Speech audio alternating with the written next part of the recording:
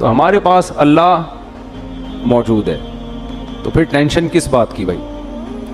بس ٹینشن یہ ہے کہ اللہ فوراً سنتا نہیں ہے. لوگ یہ کہتے ہیں ادھر مانگو ادھر جواب تو آتا نہیں ہے. میں نے جمعے کے بیان میں کہا تھا نا کہ مانگتے کچھ ہیں، جس کو مانگا تھا اس کے بچے ہم کو ماموں کہہ رہے ہیں.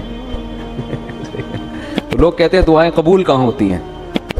چلو جس کو مانگا تھا وہ نہیں ملی تو بھی ٹھیک ہے، دعا رد ہو گئی. وہ کسی اور کو مل گئی اور ٹینشن، اس کے بچے بھی ہو گئے، یہ اس سے بڑی ٹینشن. اور پھر اس سے بڑی ٹینشن، اس کے بچے ہم کو کیا کہہ رہے ہیں؟ ماموں کہہ رہے ہیں. تو کہاں دعائیں قبول ہو رہی ہیں؟ سب الٹی ہو رہی ہیں. تو یہ وسوسے دماغ میں آتے ہیں، بھائی وہ نہیں ملی کوئی اور مل جائے گا، اللہ کچھ اور دے دے گا آپ کو، اس سے اچھا دے دے گا. تو 17ویں پارے کا جو ابتدا ہوتی ہے، اقترب للناس حسابهم وهم فی غفلۃ معرضون، لوگوں کا حساب قریب آ چکا ہے لیکن وہ غفلت میں پڑے ہوئے ہیں اور اللہ کی آیتوں سے منہ موڑ رہے ہیں. ہر شخص کی موت قریب در قریب ہوتی چلی جا رہی ہے. اور کہتے ہیں هل هذا الا بشر مثلکم، یہ جو محمد صلی اللہ علیہ وسلم باتیں کر رہے ہیں یہ تو ہماری طرح کے انسان ہیں، ہم ان کے کہنے سے اپنی زندگی کیوں چینج کر لیں بھائی؟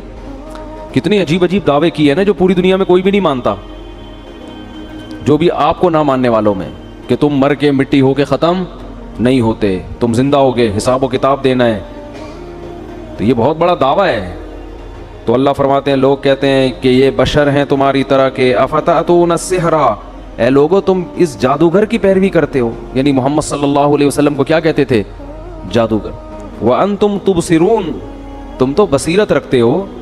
یہ تو کلام پڑھ پڑھ کے لوگوں کے دلوں پہ حکومت کر رہے ہیں، تو جادو ہے معاذ اللہ. اللہ فرماتے ہیں وما ارسلنا قبلک الا رجالا نوحی الیہم، بھائی ہم نے جتنے پیغمبر بھیجے سارے مرد بھیجے ہیں، انسان بھیجے ہیں. آج تک کوئی پیغمبر ایسا نہیں ہے جو ہماری طرح کا انسان نہ ہو، کوئی اور مخلوق ہو. یہ پہلی دفعہ تھوڑی ہوا ہے. اس صورت میں اللہ نے توحید کو بہت زیادہ بیان کیا اور ابراہیم علیہ السلام کا واقعہ بہت اہتمام سے بیان کیا اس صورت میں. پہلے میں ابراہیم علیہ السلام کا مختصر واقعہ بیان کرتا ہوں، پھر دوسرے پیغمبروں کا جو اللہ کے ساتھ معاملات ہوئے. وَلَقَدْ آتَيْنَا إِبْرَاهِيمَ رُشْدَهُ مِن قَبْلُ، ہم نے ابراہیم کو پہلے ہی سے ہدایت دی تھی.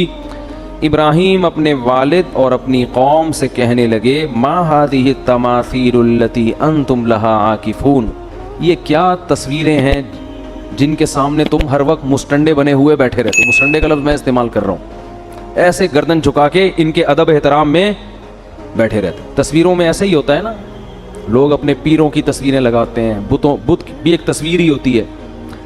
تو بڑی حقارت سے کہا یہ کیا ہے؟ صبح شام ان کے سامنے جھکتے ہو اور مٹھائیاں لا کے رکھ رہے ہو، اور وہ جو کرتے ہیں نا ہندو لوگ صبح شام پتہ نہیں کیا کیا کر رہے ہوتے ہیں، سیوا کر رہے ہو، ان کی بتیاں جلا رہے ہو. یہ کیا ہے؟ یہ ان کی اوقات کیا ہے؟ جب بھی کسی کے پاس کوئی بات کی دلیل نہیں ہوتی نا تو اس کو دلیل سے بات سمجھ میں نہیں آتی. آپ اس کی اس شے کی تحقیر کریں گے تو بات سمجھ میں آئے گی. جیسے میں عاملوں کے بارے میں کہتا ہوں ابے یہ کیا ہے، یہ بیکار جاہل قسم کے لوگ ہیں، یہ پٹھان ہوٹل سے 2 پراٹھے تو لا نہیں سکتے، یہ سنگ دل محبوب تمہارے قدموں میں لا کے ڈالیں گے. یہ جو دلیل ہے نا، اسٹائل، اس سے ان عاملوں کی عظمت دل سے نکل جاتی ہے. اگر عقل مند ہوگا آدمی، عقل مند نہیں ہوگا تو پھر وہ تو پھر سمجھاتے رہو ساری زندگی. ابے ان پرچیوں میں کیا رکھا ہوا ہے جو تم گلے میں کالے کالے پٹے لٹکا کے گھومتے ہو؟ کل ایک صاحب اچھے بھلے موٹے تازے ہٹے کٹے، ان کے گلے میں نے ایک تعویذ دیکھا. میں نے ان سے کہا یہی اسٹائل تھا میرا، یہ کیا لٹکایا ہوا ہے یار، کالا پٹا ہندوؤں کی طرح. کہتے ہیں بھائی جائز تعویذ ہے. میں نے کہا جائز ناجائز کی بحث میں نے کی آپ سے؟ اچھا لگ رہا ہے یہ کالا پٹا گلے کے اندر لٹکایا ہوا یہاں پہ؟ چھوڑو، سنت پر عمل کرو. نبی رات کو سورہ فلق سورہ ناس پڑھ کے دم کیا کرتے تھے. جائز ناجائز کی بحث میں تو میں پڑھ ہی نہیں رہا نا. یہ اچھا لگ رہا ہے، یہ میں تو یہ پوچھ رہا ہوں یہ اچھا لگ رہا ہے؟ یہ کیا پٹے گلوں میں ڈالے ہوئے؟ جانوروں کے گلے میں پٹے ہوتے ہیں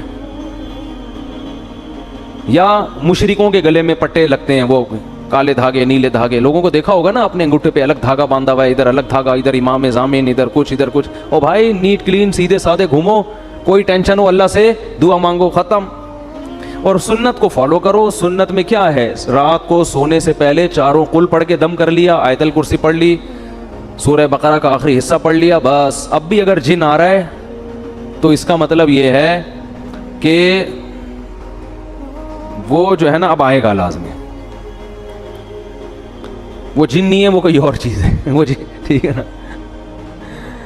تو نہیں آئے گا جن چڑیل بھوت انشاءاللہ. یہ ان تعویذ گنڈے والوں کے زیادہ آتے ہیں جن چڑیل بھوت. تو میرا بھی یہی اسٹائل ہوتا ہے, کیا گلے میں جاہلوں کی طرح پٹے ڈال کے, وہ کہتا ہے کیا ناجائز ہے. وہ بھائی ناجائز کا فتویٰ میں نہیں دے رہا, لیکن یہ اچھا لگ رہا ہے آپ کے گلے میں تو چھوڑو, اس کو اٹھا کے پھینکو. ہمارے گلے میں دیکھا کبھی کوئی پٹا؟ اللہ کا شکر ہے ہمارے بچوں کے گلے میں کوئی پٹا نہیں ہے, کچھ بھی نہیں. آرام سے ہنسی خوشی الحمدللہ اللہ زندگی دے رہا ہے, اللہ کرے ایسا ہی ہو. اور عاملوں کے خلاف اتنا بولنے کے باوجود آج تک کوئی عامل ایسا نہیں ہے کوئی جن چڑیل بھیج کے مجھے کوئی نقصان پہنچا سکے. ان کم بختوں کے پاس کچھ ہے ہی نہیں. یہ تو بزدل لوگوں کے لیے اللہ نے ان لوگوں کو پیدا کیا ہے. تو اس لیے یہ پٹے مٹے کالے نیلے پیلے فلیتے پلیتے دھاگے یہ چھوڑ دو, یہ سب چیزیں ہیں, ٹھیک ہے, کچھ نہیں رکھا ان چیزوں میں. اللہ پہ اعتماد اور توکل کرو. اچھا بھائی, تو ابراہیم علیہ السلام نے فرمایا ما ہذہ التماثیل, یہ کیا تصویریں ہیں بھائی تمہارے ہاتھوں کی بنائی ہوئی.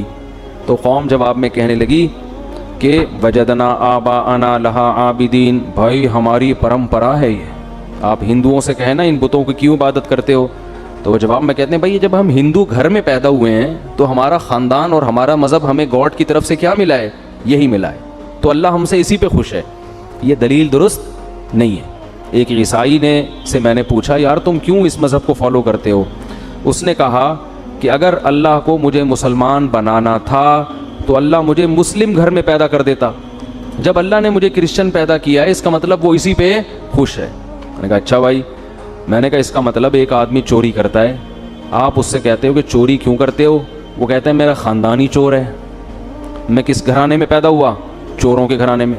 میرے ابا مسجد سے چپل چراتے ہوئے پکڑے گئے تھے, ماموں گھنٹی بجاتے ہوئے پکڑے گئے تھے, اور خالہ سٹا لگاتے ہوئے پکڑی گئی تھیں. تو ہمارا تو خاندان ہی کیا ہے. تو اللہ کو اگر مجھے نیک بنانا تھا تو مجھے ڈاکوؤں کے گھر میں پیدا نہ کرتا. تو یہ دلیل درست ہوگی. تو جیسے عملی خرابی ہوتی ہے اسی طرح نظریے کی بھی خرابی ہوتی ہے. تو باپ دادا کی وجہ سے نہ عملی خرابی اختیار کرنے کی اجازت اور نہ نظریاتی خرابی. ہاں باپ دادا اگر خاندانی ہو پھر ان کو فالو کرنے کا حکم ہے. اس لیے کہ بہت سے لوگ نا یہ آیتیں ہمارے خلاف فٹ کر رہے ہوتے ہیں کہ تم اپنے باپ دادا کو مانتے ہو, ابو حنیفہ امام شافعی کو فالو کرتے ہو نبی کو چھوڑ کے. نبی کو چھوڑ کر ابو حنیفہ کو فالو کرنا ممکن ہی نہیں ہے, کیونکہ ابو حنیفہ اور نبی کا راستہ ایک ہی ہے. یہ ہے کہ قرآن و سنت کا ایک مطلب آپ نے سمجھا اور ایک مطلب ابو حنیفہ نے. ابو حنیفہ کی سمجھ پہ پوری امت گواہی دیتی ہے کہ وہ مجتہد تھے, آپ کی سمجھ پہ 4 آدمیوں کے علاوہ کوئی بھی نہیں مانتا. تو ایسے مجتہد کو فالو کرنا یہ قرآن و سنت ہی کو فالو کرنا ہے. ہاں مجتہد کی کوئی بات قرآن و حدیث کے خلاف ثابت ہو جائے اس میں مجتہد کو فالو کرنا جائز نہیں ہے, لیکن یہ ثابت ہر نتھو پتھو کا کام نہیں ہے. آپ اپنی عقل کی کمی کی وجہ سے یہ سمجھ رہے ہوتے ہو کہ ابو حنیفہ کا قول حدیث کے خلاف ہے. اصل میں آپ کی سوچ اور آپ کا علم کیا ہوتا ہے, ناقص ہوتا ہے. تو آپ اس کو تھوپ رہے ہوتے ہو پوری دنیا پر. خیر, تو ابراہیم علیہ السلام نے فرمایا کیا ما ہذہ التماثیل, یہ کیا ہے؟ یہ نا توہین کے وقت ایسا کہا جاتا ہے. تو انہوں نے کہا ہم نے اپنے باپ دادا کو اسی پہ پایا ہے. تو ابراہیم علیہ السلام نے فرمایا لقد کنتم انتم, بے شک تم بھی, وآباؤکم تمہارے ابے دادے بھی, فی ضلال مبین کھلی ہوئی گمراہی میں پڑے ہوئے تھے. اب پوری قوم ایک طرف, اکیلے ابراہیم ایک طرف. قالوا وجئتنا بالحق ام انت من اللاعبین, انہوں نے کبھی اتنے اسٹریٹ فارورڈ اپنے بتوں کے خلاف سنا نہیں تھا. فرسٹ ٹائم وہ یہ سن رہے تھے کیونکہ جس ماحول میں ابراہیم علیہ السلام پیدا ہوئے نا وہاں تو سارے بتوں کی عبادت کرنے والے, ہمیشہ بتوں کا نام احترام سے لینے والے, بھگوان پہ چڑھاوے چڑھانے والے. فرسٹ ٹائم انہوں نے اتنا کانفیڈنس کے ساتھ یہ بات سنی تھی کہ تم بھی اور تمہارے باپ دادے بھی کیا ہیں وہی غلط. تو وہ جواب میں کہتے ہیں اجئتنا بالحق ام انت من اللاعبین, اے ابراہیم آپ مذاق تو نہیں کر رہے ہمارے ساتھ؟ بعض دفعہ انسان مذاق میں ایسا بولو نا کہہ دیتے. ان کو اندازہ نہیں تھا کہ کوئی سیریسلی بھی ایسا کوئی بات کر سکتا ہے. اس سے پتہ چلتا ہے ماحول کیسا انسان کو تباہ کرتا ہے. سب ایک ہی گیت گانے لگتے ہیں بیٹھ کے. کیا آپ مذاق کر رہے ہیں, یہ حق پر ہیں؟ ابراہیم نے فرمایا نا نا نا, میں مذاق نہیں کر رہا. ربکم رب السماوات والارض, تمہارا رب یہ نہیں ہے، وہ ہے جس نے آسمانوں اور زمین کو بنایا. وَأَنَا عَلَىٰ ذَلِكُم مِّنَ الشَّاهِدِينَ، اور میں اس پر گواہ ہوں، میں گواہی دیتا ہوں کہ یہ خدا نہیں ہے. خدا کون ہے؟ جس نے آسمانوں اور زمینوں کو بنایا. اور پھر کہنے لگے وَتَاللَّهِ لَأَكِيدَنَّ أَصْنَامَكُمْ. ایک تدبیر سوچی انہوں نے، یہ دل میں کہا انہوں نے کہ یہ لوگ، وہ تو کئی سال سمجھاتے رہے نا، قرآن تو مختصر واقعہ بیان کرتا ہے، سمجھاتے رہے، ان کے سمجھ میں نہیں آیا. تو حضرت ابراہیم کے دل میں آیا کہ ایک ورک شاپ کرواتا ہوں میں ان کو. ٹھیک ہے نا، کیا کرواتا ہوں؟ ایک پراپر ورک شاپ، ایک پریکٹیکل کر کے میں ان کو دکھاتا ہوں. تو ابراہیم علیہ السلام نے کیا کیا، انہوں نے سوچا کہ جس دن یہ لوگ تہوار منانے جائیں گے، ان کا کوئی تہوار آتا تھا، اس میں سب اکٹھے ہوتے تھے. یہ بھی عجیب بات ہے، ہر قوم تہواروں میں اکٹھی ہوتی ہے اور مسلمان عید کے دن ہر ایک اپنی اپنی مسجد میں اخپل طریقے سے نماز پڑھا رہا ہے. حالانکہ ہمیں تو زیادہ بڑا اجتماع کرنا چاہیے نا. یہ بھی ایک عجیب سا کام ہو رہا ہے مارکیٹ میں. تو انہوں نے کہا کہ میں دل میں کہا تاللہ لأکیدن اصنامکم، میں تمہارے بتوں کی گت بناؤں گا. انہوں نے کہا جب جو ہے نا پریکٹیکل کر کے دکھاؤں گا پھر شاید ان کو عقل آ جائے. تو وہ قوم کہیں تہوار میں جانے لگی. حضرت ابراہیم سے کہا آپ بھی چلیں. انہوں نے فرمایا انی سقیم، میری طبیعت ٹھیک نہیں ہے. تو یہ جو کہا نا طبیعت ٹھیک نہیں ہے، تو یہ بظاہر تو جھوٹ ہے لیکن حقیقت میں جھوٹ نہیں تھا. ان کی نیت یہ تھی کہ ان بتوں کو دیکھ دیکھ کے میری طبیعت خراب ہو رہی. اس کو توریہ کہتے ہیں کہ آپ ایک لفظ بولتے ہیں، اس کا مطلب آپ کچھ اور لیتے ہیں اور سامنے والا کچھ اور، یعنی ذو معنی لفظ استعمال کرنا. تو حضرت ابراہیم نے ذو معنی لفظ استعمال کیا، میری طبیعت خراب ہے. انہوں نے کہا چلو ٹھیک ہے آپ آرام کریں، ہم چلے جاتے ہیں. تو پھر کیا کیا، فَجَعَلَهُمْ جُذَاذًا إِلَّا كَبِيرًا لَهُمْ، سب کو ٹنڈا اور لنجا کر دیا. انہوں نے گئے نا ان کے جو بھی ان کا بت خانہ ہوگا اس کے اندر بہت سارے بت تمیز سے رکھے ہوئے تھے، یہ روزی دینے والا، یہ اولاد دینے والا، یہ شادی کرانے والا، یہ کوئی شادی کر کے پھنس گیا تو اس کو اس مصیبت سے نکالنے والا. مختلف قسم کے بتوں کی ورائٹیز تھیں. ابراہیم علیہ السلام نے جا کے، بڑی ہمت کی بات ہے، پوری قوم میں اکیلے یہ کام کر رہے ہیں، تو کسی کے کان کاٹ دیا، کسی کے ہاتھ کاٹ دیا، کوئی لنگڑا کنا بنا دیا کسی کو. تو یہ سارا کام کرنے کے بعد جب وہ لوگ واپس، اچھا بہت ابراہیم علیہ السلام نے ذہانت یہ کی کہ جو ان میں سب سے بڑا مستنڈا تھا نا، اس کے گلے میں کوڑھالا لٹکا دیا. اس کو کچھ نہیں کیا اس کے گلے میں کیا کر دیا، کلہاڑا لٹکا دیا. تو جب وہ واپس لوٹے تو وہ اپنے بتوں کا حال دیکھ کے حیران ہو گئے. بھئی یہ ہمارے بت کو، ہمارے بھگوانوں کو، خداؤں کو ہو کیا گیا ہے.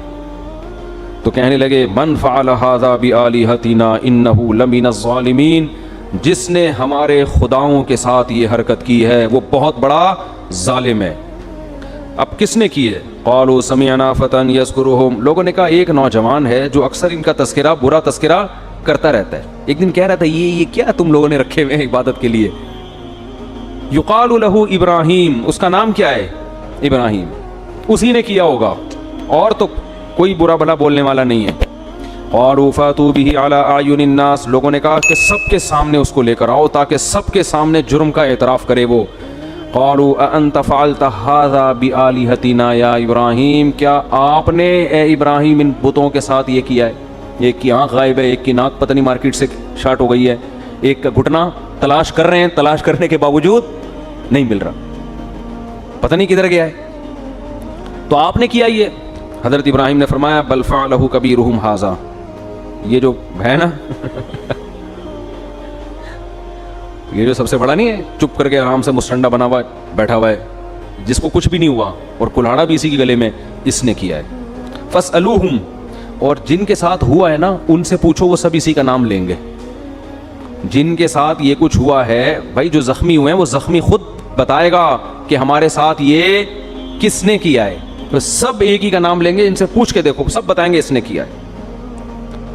فاسألوہم ان کانوا ینطقون، اگر یہ بولتے ہیں تو ان سے پوچھو. فرجعوا الی انفسہم فقالوا انکم انتم الظالمون، قرآن کہہ رہے چند سیکنڈ کے لیے نا سب اپنی بغلیں جھانکنے لگے اور اپنے دل میں بولنے لگے یار تم واقعی بڑے برے لوگ ہو، بڑے ہی ظالم لوگ ہو، یہ کم بخت کہاں سے بتا سکتے ہیں.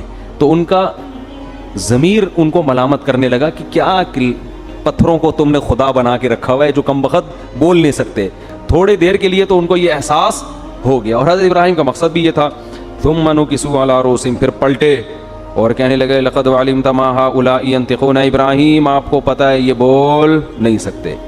دیکھو حضرت ابراہیم یہ عمل کروا کے نا ان کی زبان سے نکلوانا چاہ رہے تھے کہ یہ کسی کام کے نہیں ہیں, یہ کسی کام کے نہیں ہیں. یہ تبلیغ کا بڑا خاندانی طریقہ تھا, لیکن آپ کسی ہندو کے مندر میں جا کے اس طریقے پر عمل نہ کریں, وہ آپ کو بھی ٹنڈا اور لنجا بنا سکتا ہے. پھر لوگ آپ سے پوچھ رہے ہیں, ان سے بتوں سے کوئی نہیں پوچھے گا کون کس نے کیا, آپ سے لوگ پوچھ رہے ہوں گے آپ کے ساتھ یہ کس نے کیا. تو وہ ابراہیم تھے, وہ اللہ کے پیغمبر تھے, وہ انہی پہ جچتا تھا. آپ اپنی حیثیت کے مطابق ہنسی خوشی زندگی گزاریں جیسے گزر رہی ہے, ٹھیک ہے نا, بس تبلیغ کر دیا کریں محبت کے ساتھ. تو فرجعوا الى انفسهم ہاں قال افتعبدون من دون اللہ ما لا ينفعكم شيئا ولا يضركم. حضرت ابراہیم نے فرمایا تو کیا تم ایسوں کی عبادت کرتے ہو جو نہ تمہیں نقصان پہنچا سکتے ہیں اور نہ تمہیں نفع, جو اپنا دفاع نہیں کر سکتے, وہ تمہارا کیا کریں گے. اف لکم ولما تعبدون من دون اللہ, تف ہے تمہارے اوپر. کیسا انداز ہے دیکھو تبلیغ, تف ہے تمہارے اوپر, اور جن بتوں کی تم عبادت کرتے ہو ان پہ بھی تف ہے, کسی کام کے نہیں ہے یہ. تو جواب میں کیا, باطل آدمی کے پاس دلائل تو ہوتے نہیں, دھمکیاں ہوتی ہیں. تو کہنے لگے حرقوہ وانصروا آلہتکم, لوگو ابراہیم کو جلاؤ اور اپنے خداؤں کی حفاظت کرو. خدا تو خود بندوں کی حفاظت کرتا ہے, ادھر کس کی حفاظت ہو رہی ہے, بھگوانوں کی حفاظت ہو رہی ہے. اللہ فرماتے ہیں قلنا یا نار کونی بردا وسلاما علی ابراہیم, آگ میں ڈالا گیا, ہم نے آگ کو حکم دیا ہے آگ ابراہیم پر ٹھنڈی اور سلامتی والی ہو جا. اللہ نے ابراہیم علیہ السلام کو بچا لیا اور ابراہیم علیہ السلام نے علاقہ چھوڑ دیا, کیونکہ اب وہ سمجھ گئے کہ یہ لوگ ماننے والے نہیں ہیں. علاقہ چھوڑا. اللہ نے آپ کو کیا نعمت دی, وَنَجَّيْنَاهُ وَلُوطًا إِلَى الْأَرْضِ الَّتِي بَارَكْنَا فِيهَا لِلْعَالَمِينَ, آپ کے بھانجے حضرت لوط بھی آپ پر ایمان لے آئے, دونوں چلے گئے برکت والی زمین ارض شام میں. لوط علیہ السلام کو وہاں ایک قوم کی طرف اللہ نے بھیجا, اور اللہ فرماتے ہیں وَوَهَبْنَا لَهُ إِسْحَاقَ, ہم نے ابراہیم کو ہبہ کر دی, گفٹ میں اسحاق ایک بیٹا دے دیا. وَيَعْقُوب, اور بیٹے کے بعد پوتا بھی انہی کی زندگی میں دے دیا یعقوب. وَكُلًّا جَعَلْنَا صَالِحِينَ, اور سب کو ہم نے نیک بنایا. اور پھر اللہ نے نوح علیہ السلام کا تذکرہ کیا, پھر اللہ نے سلیمان اور داؤد علیہ السلام کا مختصر تذکرہ کیا, اور پھر اللہ نے ایوب علیہ السلام کا تذکرہ کیا. وَأَيُّوبَ إِذْ نَادَىٰ رَبَّهُ أَنِّي مَسَّنِيَ الضُّرُّ, حضرت ایوب علیہ السلام بہت طویل عرصے بیمار رہے ہیں, بہت شدید تکلیف میں. اللہ فرماتے ہیں گڑ گڑا کے اللہ سے دعائیں مانگی, اے اللہ مجھے مصیبت پہنچی ہے, انت ارحم الراحمین, تو سب سے زیادہ رحم کرنے والا. دیکھو اللہ کا ہر ایک کے ساتھ معاملہ دوسروں سے مختلف. اگر یہ بیماریاں, ٹینشنیں, پریشانیاں اللہ کے عذاب ہوتے تو پیغمبروں کو ملتے ہی. حضرت ایوب کی تو زندگی کا بہت بڑا حصہ کس میں گزر گیا, بیماری میں, اور اسی بیماری میں آپ کے بچے بھی آپ سے, بچوں کی بھی موت ہو گئی. تو اللہ فرماتے ہیں آتیناہ اہلہ, ہم نے ایوب کو جب شفا دی تو ان کے گھر والے بھی ان کو دے دیے, اور اس جیسا اور بھی ہم نے ان کا خاندان بڑھا دیا. اس سے ہی بھی پتہ چلتا ہے بھائی فیملی اللہ کی بہت بڑی, بولو نا, نعمت. پیغمبر کو کیا ضرورت بیوی بچوں کی, تو اللہ سے ان کا اتنا گہرا تعلق, لیکن اللہ نعمت کے طور پہ بیان کر رہا ہے. اب اس کی تفسیر میں علماء کا اختلاف ہوا ہے کہ اس کا مطلب کیا ہے.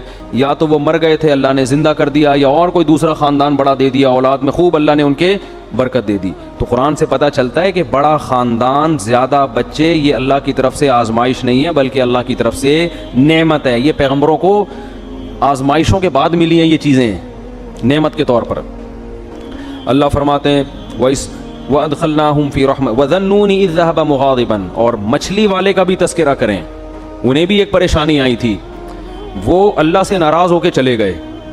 یہ قرآن کی ایک اصطلاح ہوتی ہے, اللہ سے کوئی بھی ناراض نہیں ہوتا. اور کیا قرآن کہہ رہا ہے فظن اللہ نقدر علیہ, یا یہ بھی ہو سکتا ہے قوم سے ناراض ہو کے, غضبناک ہو کے کہ میری قوم ایمان نہیں لا رہی ہے. فظن اللہ نقدر علیہ, یہ سمجھ بیٹھے کہ جیسے ہمیں ان پر قدرت ہی نہیں ہے. حضرت نوح علیہ السلام یونس علیہ السلام اپنی قوم کو تبلیغ کر رہے تھے. جب مایوس ہو گئے نا تو حضرت یونس کو لگا کہ اب ان پر عذاب آئے گا اور یہ ہلاک ہو جائیں گے, تو اللہ کے خوف سے بستی چھوڑ کر نکل گئے. اللہ کے علم میں یہ بات تھی کہ جب یہ قوم عذاب دیکھے گی تو توبہ کر لے گی. یہ قوم عذاب دیکھے گی تو کیا ہوگا, دوسری قومیں تو عذاب دیکھ کے بھی مذاق اڑاتی تھیں. قوم عاد نے کیا کہا تھا, پیغمبر نے کہا کہ یہ بادل ہیں جو پتھر برسائیں گے. انہوں نے کہا نا بادل پتھر تھوڑی, بارشیں ہوں گی, مزہ آئے گا, انجوائے کریں گے ہم. وہ کہہ رہے ہیں عذاب آ رہا ہے, وہ کہہ رہے نہیں. تو قرآن کہہ رہے صرف یونس علیہ السلام کی واحد قوم ایسی قوم ہے جس نے جب عذاب دیکھا تو فوراً اس نے کیا کر لی, توبہ. ابھی عذاب کا کوڑا برسا نہیں تھا, عقل مند لوگ تھے اور یہ ڈر گئے تھے کہ پیغمبر ہمارے درمیان نہیں ہے, کوئی اب مسئلہ نہ ہو جائے. تو اللہ نے ان سے عذاب کو دور کر لیا. پھر اللہ نے حضرت یونس کی گرفت کی کہ آپ میری پرمیشن کے بغیر بستی چھوڑ کر نکلے کیوں. تو پھر قرآن اپنے انداز میں ڈانٹ لگاتا ہے, تو اس کا یہ مطلب نہیں ہوتا کہ وہ نافرمان تھے یا واقعی اللہ کا ان پہ غضب ہوا, ایسا کچھ نہیں ہے. یہ اللہ کا جلال ہے نا, اللہ کا انداز, کلام کا انداز ہے.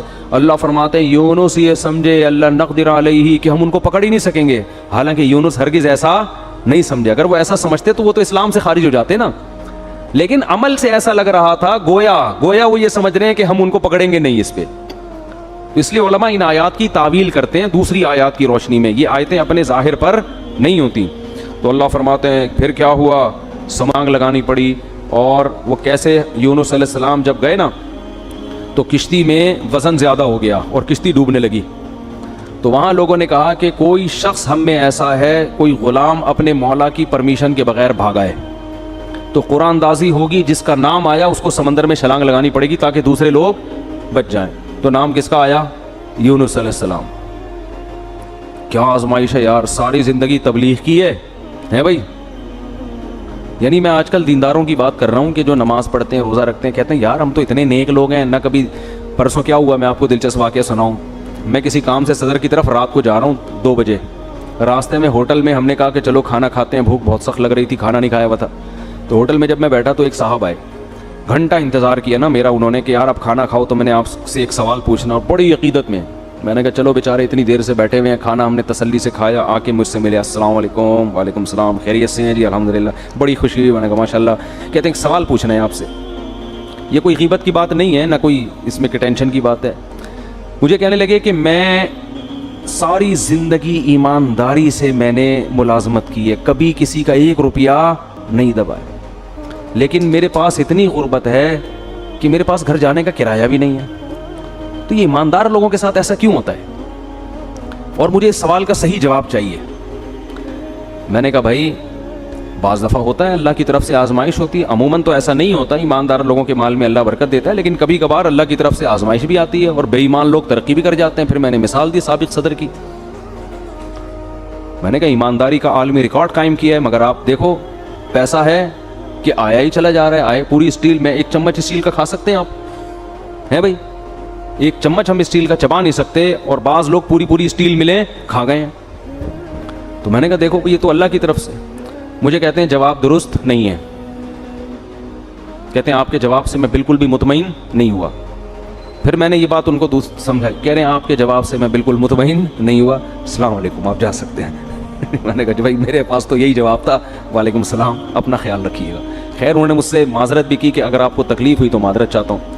تو یہ ہمارے ہاں بہت سے دینداروں میں ہے کہ ہم نماز بھی پڑھ رہے ہیں, ہم تو ایمانداری سے نہ کسی کا دل دکھاتے ہیں, نہ یوں کرتے ہیں نہ یوں کرتے ہیں, پھر بھی آزمائشیں آ رہی ہیں.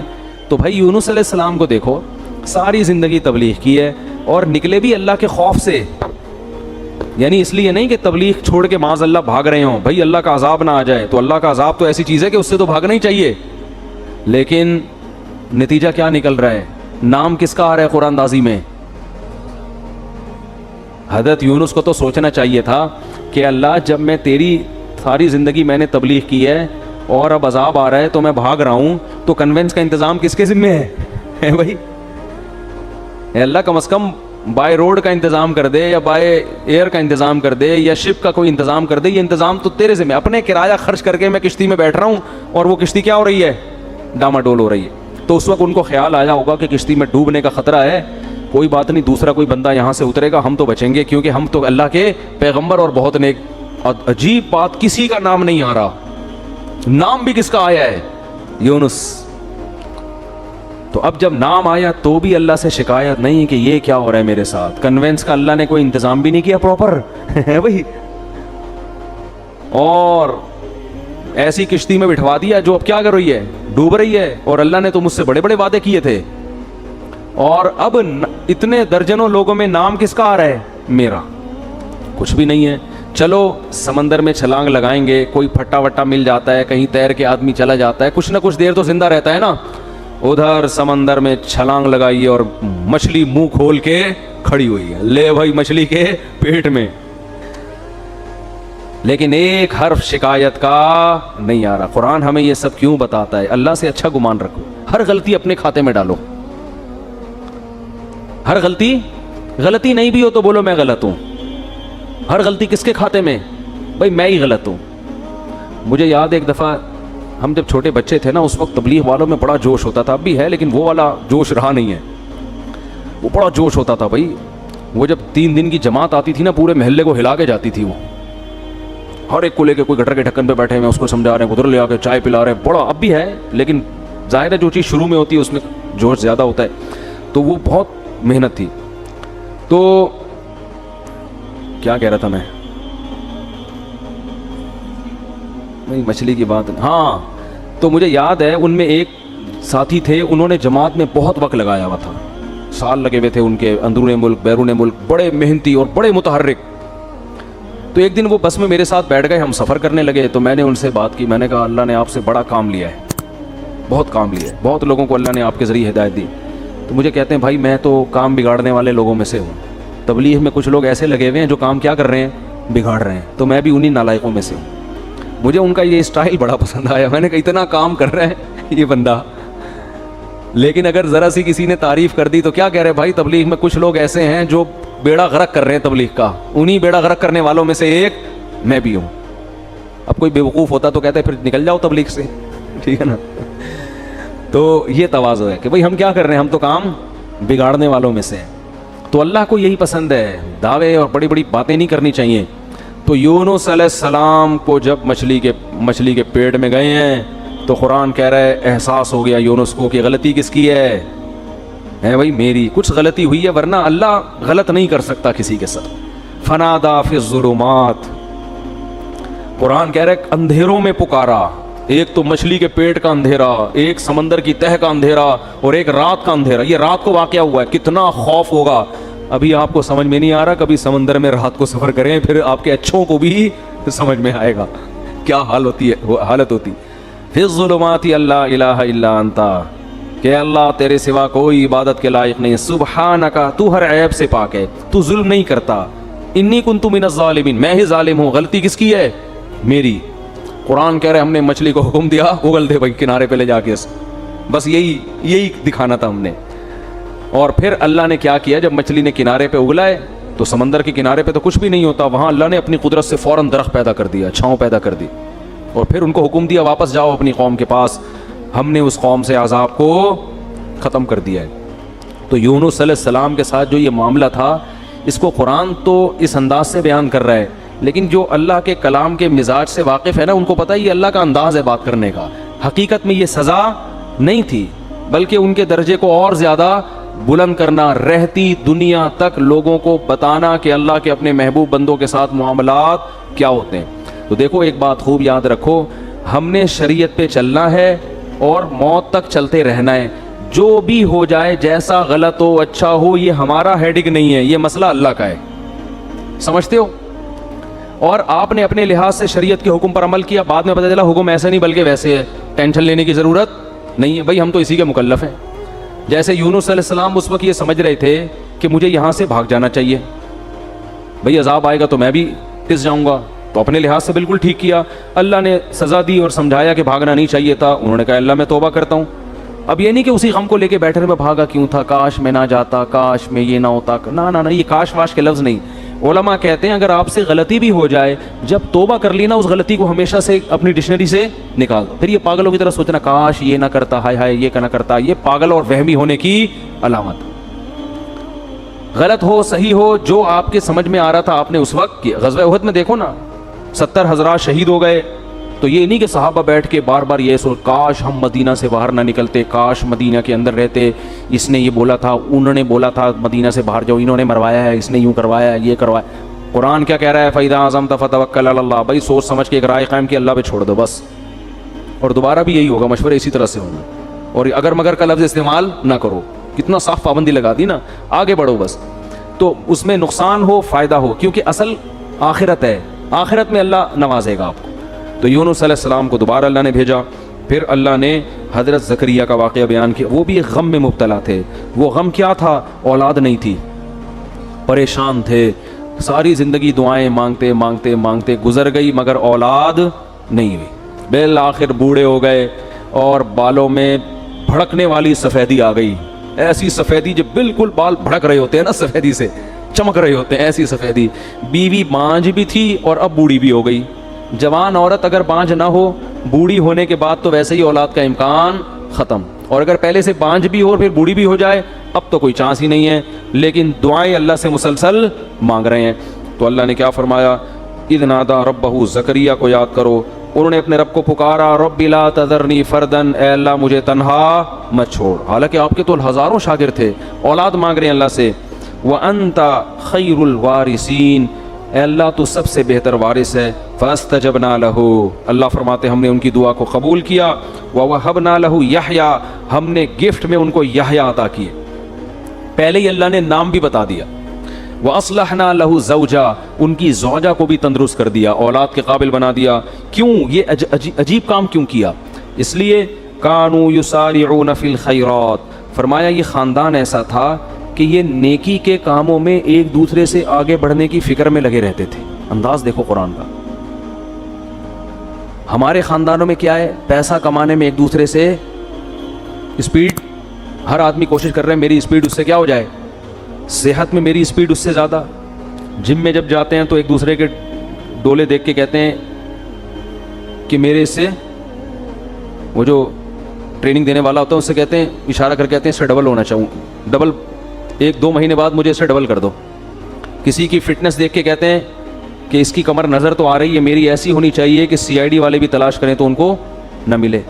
تو ہم فٹنس میں, صحت میں, دولت میں, ان میں کیا کر رہے ہیں آگے. اگر یہ اللہ کے لیے ہو تو پھر تو ٹھیک ہے, لیکن اللہ کے لیے ہے نہیں نا, مسئلہ تو عیاشی کے لیے.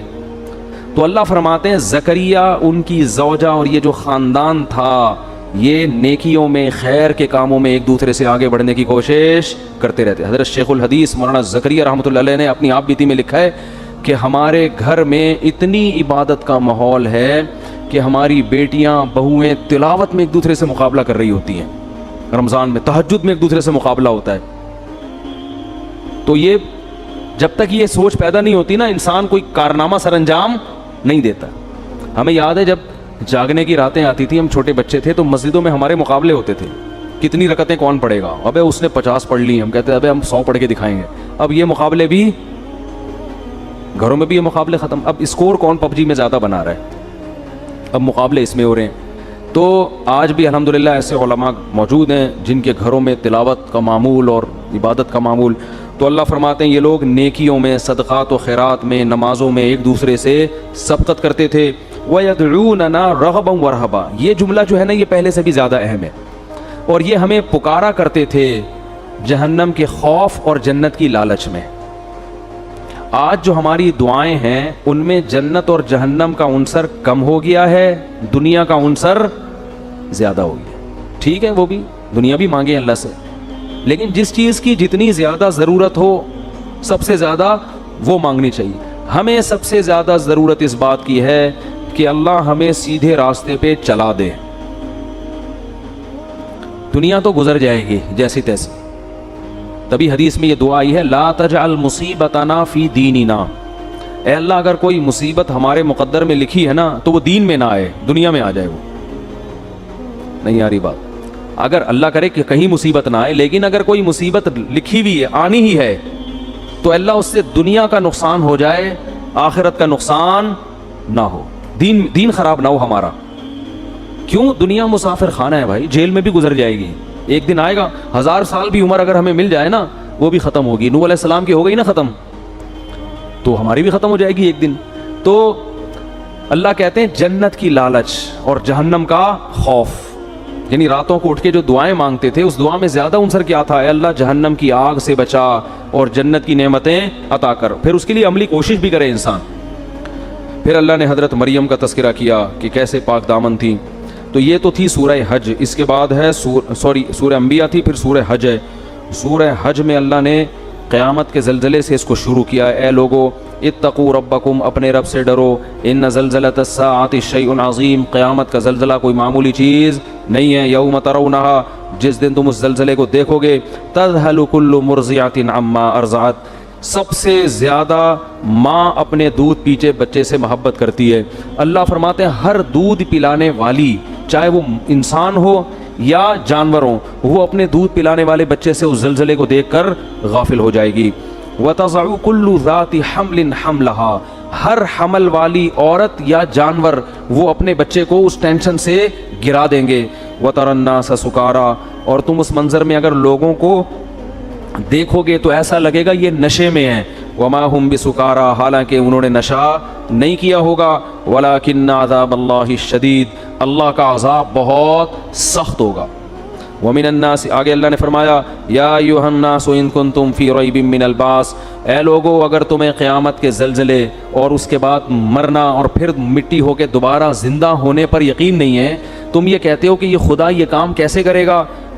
फ़इन्ना खलक़नाकुम मिन तुराब, तो देखो हमने तुम्हें मिट्टी से बनाया है सबसे पहले।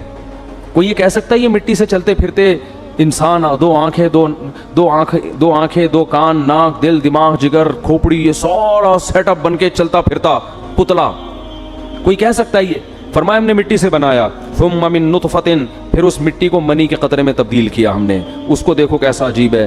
थुम्मा मिन अलक़ा, फिर वो माँ के रहम में जमे हुए खून में तब्दील हो जाता है, हालांकि उस मनी के कतरे में और खून में कोई आपस में मुनासबत नहीं है। माँ रोटी खाती है और उसको हम कैसे जमे हुए खून में तब्दील कर देते हैं, कितना अजीब काम है कि।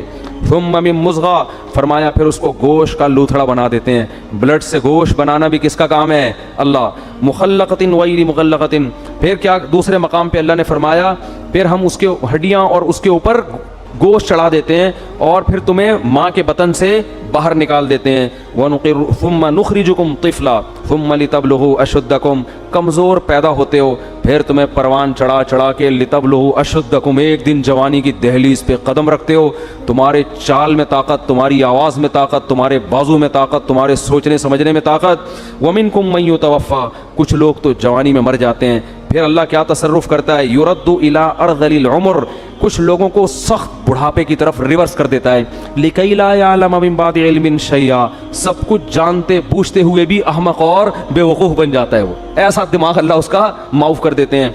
फरमाया कि ये अगर तुम्हें शक है तो खुदा की कुदरत के ये नमूने तुम अपनी आंखों से सुबह शाम देख रहे हो, तो वो खुदा मिट्टी होने के बाद दोबारा जिंदा क्यों नहीं कर सकता? अल्लाह कहते हैं एक और दलील हम देते हैं, वतरल अर्द हामिदतन, ज़मीन को देखो कैसे मुरझाई भी पड़ी हुई होती है, खोद के देखोगे मिट्टी गोबर के अलावा कुछ भी नहीं मिलेगा। कोई कह सकता है इसमें पानी डालो तो ये सब कुछ उगेगा, कुछ है ही नहीं, ना उसमें खरबूजा है, ना तरबूज है, ना अनार है, ना अंगूर है, कुछ भी नहीं नजर आएगा उसमें तुम्हें।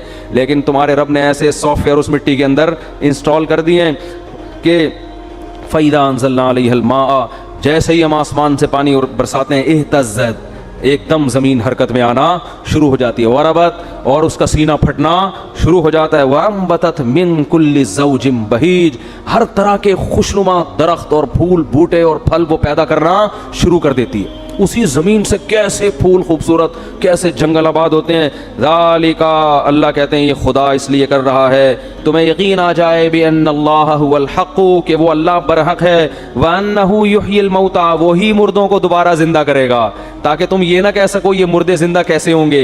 ये अल्लाह इसलिए कर रहा है, बताएगा जो ये कर सकता है, जो मिट्टी से खरबूजे, अनार, अंगूर, अनार पैदा कर सकता है, वो मिट्टी को रिवर्स करके तुम्हें दोबारा इंसान क्यों नहीं बना सकता।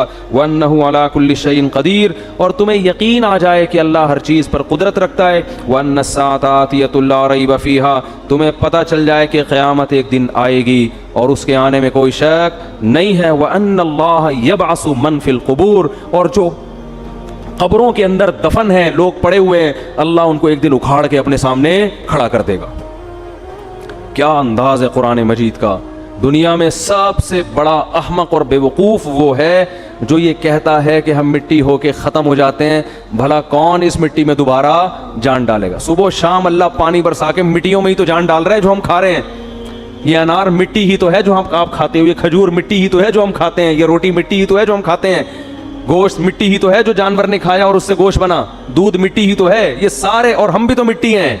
मिट्टी से कैसे मुख्तलिफ चीज़ें उसने बना दी, اس پہ نہیں مان رہے کہ اللہ کی قدرت, اور اعتراض کس پہ کر رہے ہیں, مٹی سے دوبارہ انسان کیسے بنے گا. تو اللہ فرماتے ہیں یہ سب ہم اس لیے تو اپنے قدرت کے نمونے دکھا رہے تاکہ تمہیں پتہ چل جائے. پھر اللہ کہتے ہیں وَمِنَ النَّاسِ مَن يُجَادِلُ فِي اللَّهِ بِغَيْرِ عِلْمٍ, بہت سے لوگ ایسے ہیں جو اللہ